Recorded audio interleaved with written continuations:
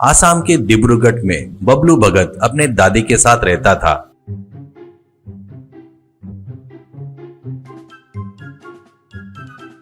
बाबूराव के पिताजी नौकरी के लिए आसाम में 20 साल से रहने के कारण बाबूराव की पढ़ाई, स्कूल की, कॉलेज की पढ़ाई भी आसाम में हुई थी।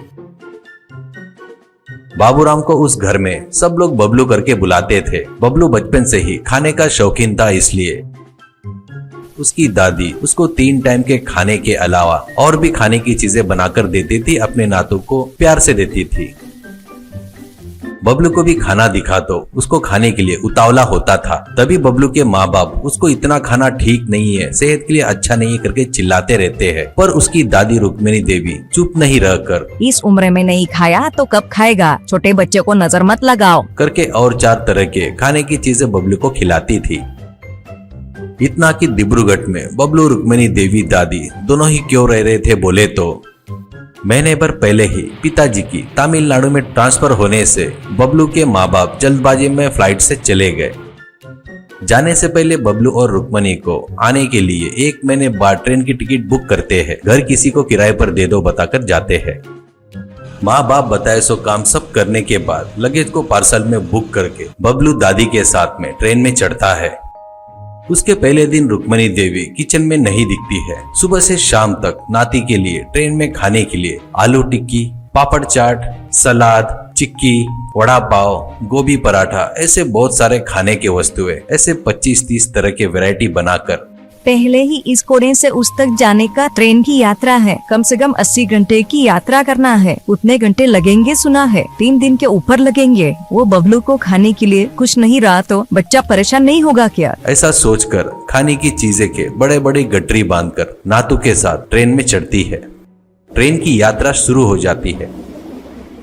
ट्रेन चढ़ने के बाद S4 के डब्बे में बैठने के बाद रुक्मिणी देवी, ए बेटा, थोड़ी देर ऊपर के बर्थ पर सोकर रेस्ट ले ले बेटा। तेरे पिताजी ने बताए सो पूरा काम करके थक गया होगा, ऐसा कहती है प्यार से। बबलू ठीक है दादी माँ कहकर ऊपर के बर्थ पर चढ़ता है। ट्रेन की स्पीड बढ़ने से समोसा समोसा कहते हुए समोसे प्लेट में रखकर एक व्यक्ति आता है। ऊपर के बर्थ से बबलू वो समोसा देखते ही, दादी माँ समोसा समोसा खाऊंगा, समोसा खाऊंगा दादी माँ, ऐसा कहता है। रुक्मिणी देवी, अरे मैं ये तो भूल गई, सब बनाई पर समोसा बनाना भूल गई, खा बेटा करके समोसा खरीद कर देती है। बबलू वो खाते हुए बैठ जाता है। आखिर में समोसा खत्म हो रहा था, तब ब्रेड बटर जाम कहते हुए थाली कंधे पर रखकर एक व्यक्ति आता है। तो बबलू दादी माँ कहता है तो रुक्मिणी देवी गोभी पराठा खा कहती है पोटली खोलते हुए, ये खाने के बाद वो खाऊंगा, ऐसा कहता है। तुरंत दादी माँ हूँ कहते हुए वो भी खरीद कर देती है। बबलू वो खाकर मुंह पोंछ रहा था तो बटर आइसक्रीम कहते हुए और एक व्यक्ति आता है। 2 आइसक्रीम खरीद कर देती है।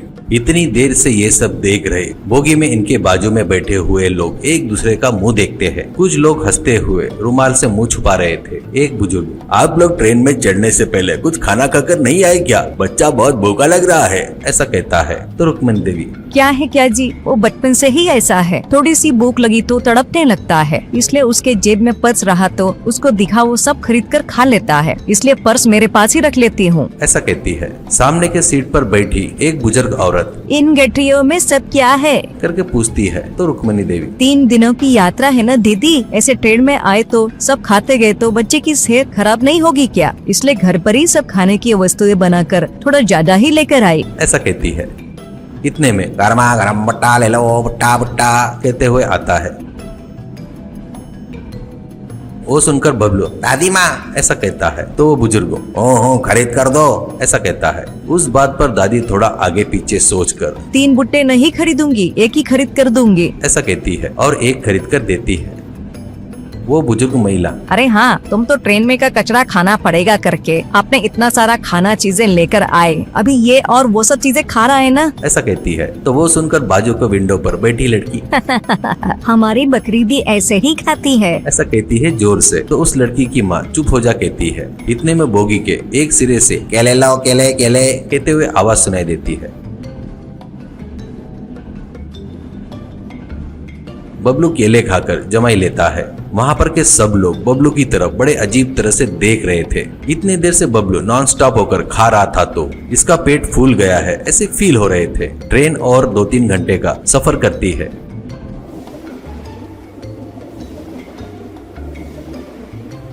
इतने देर में बबलू सोकर उठ जाता है। रात में 8 बजते हैं। इतने में ट्रेन अचानक आवाज करके रुक जाती है।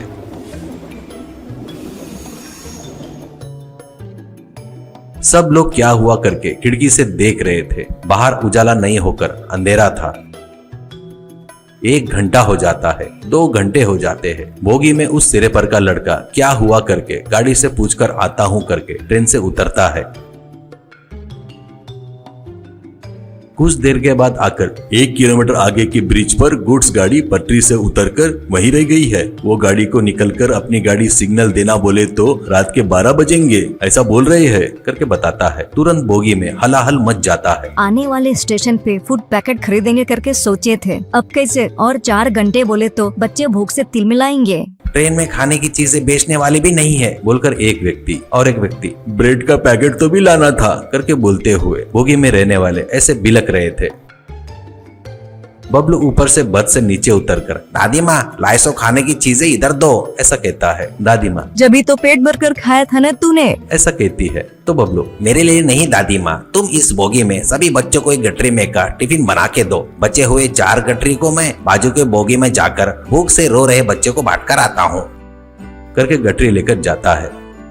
वो बुजुर्ग आदमी और औरत तुम्हारा ना तो भूख की बीमारी से परेशान हो रहा है, पर सामने वाले की तकलीफ दूर करने का अच्छा दिल है उसके पास करके उसकी तारीफ करता है। दादी माँ बबलू की तारीफ सुनकर बहुत गर्व से फूली नहीं समाती।